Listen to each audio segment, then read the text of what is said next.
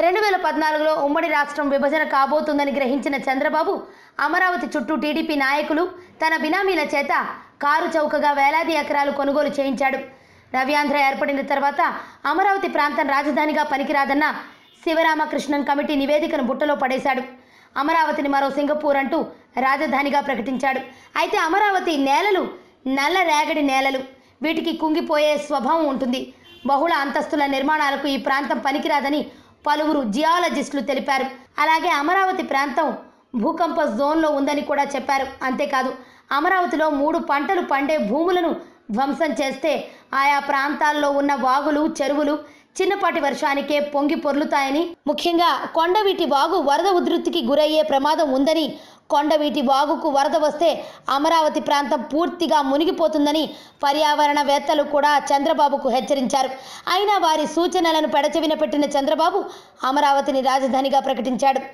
అయితే పర్యావరణవేత్తలు ఊహించినట్లే జరుగుతోంది. గుంటూరు జిల్లా పరిధిలోని రాజధాని గ్రామాలకు వరద ముంపు ముంచుకొస్తోంది. శుక్రవారం రాత్రి అమరావతి, సత్తెనపల్లి, నిడుముక్కల, మోతడక తదితర కొండ ప్రాంతాల్లో భారీ వర్షం కురవడంతో శనివారం తెల్లవారుజాముకు వరద రూపు దాల్చింది. దిగువ ప్రాంతాలను ముంచెత్తింది. రాజధాని గ్రామాల్లో భూ సమీకరణ చేపట్టిన అనంతరం ఎగువన వర్షాలు లేకపోవడంతో గత ఏడాది కొండవీటి వాగుకు ముంపు రాలేదు. ఈ ఏడాది నరసరావుపేట ప్రాంతాల్లో కురిసిన వర్షాలకు వాగు ఉధృతంగా ప్రవహిస్తోంది. ఈ శనివారం రాత్రికే తుళ్లూరు, మంగళగిరి మండలాల్లోని పలు గ్రామాల్లోకి వరద నీరు భారీగా చేరింది.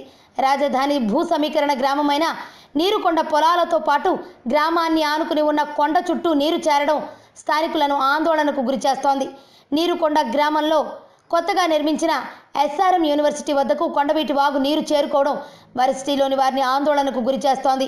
ఎగువ భాగాన ఇక కొద్దిపాటి వర్షం కురిసిన కొండవీటి వాగు రాజధాని భూ సమీకరణ గ్రామాలైన ఐనవోలు, ఎర్రబాలెం, పెనుమాక, కృష్ణాయపాలెం గ్రామాల పొలాలను ముంచెత్తే ప్రమాదం ఉంది. వరద భారీగా రావడంతో వాగులు కట్ట తెంచుకుని పంట పొలాల్లోకి వరద నీరు చేరింది. పెదపరిమి గ్రామంలో సుమారు 30 ఎకరాల పత్తి పంట, 20 ఎకరాలకు పైగా అపరాల సాగు నీట మునిగిందని రైతులు వాపోతున్నారు. అలాగే తుళ్లూరు పెదపరిమి గ్రామాన్ని వరద నీరు చుట్టుముట్టింది. గ్రామంలోని ఇమాన్యుయల్ కాలనీ, మిక్సర్ కాలనీలు వరద నీటితో మునిగిపోయాయి.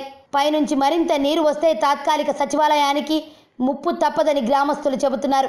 ఇప్పటికే చిన్నపాటి వర్షానికే తాత్కాలిక అసెంబ్లీ సచివాలయంలో వరద కురుస్తుంది. ఇక పూర్తి స్థాయి వరదలు వస్తే తాత్కాలిక అసెంబ్లీ సచివాలయానికి పెనుముప్పు తప్పదని తెలుస్తోంది. నిజంగా అలా జరిగితే చంద్రబాబు ప్రభుత్వం పరువు పూర్తిగా నీట మునిగినట్టే. ఆరోగ్యవంతమైన జీవితం కోసం మనం పాటించాలి కొన్ని నియమాలని. చిన్ని చిట్కాలతో చింతలేని జీవితాన్ని ఎలా గడపాలి అనే దానికి వీక్షిస్తూనే ఉండండి మన ఆరోగ్యం యూట్యూబ్ ఛానల్. మరిన్ని ఆరోగ్య సూత్రాలకు సబ్స్క్రైబ్ చేసుకోండి.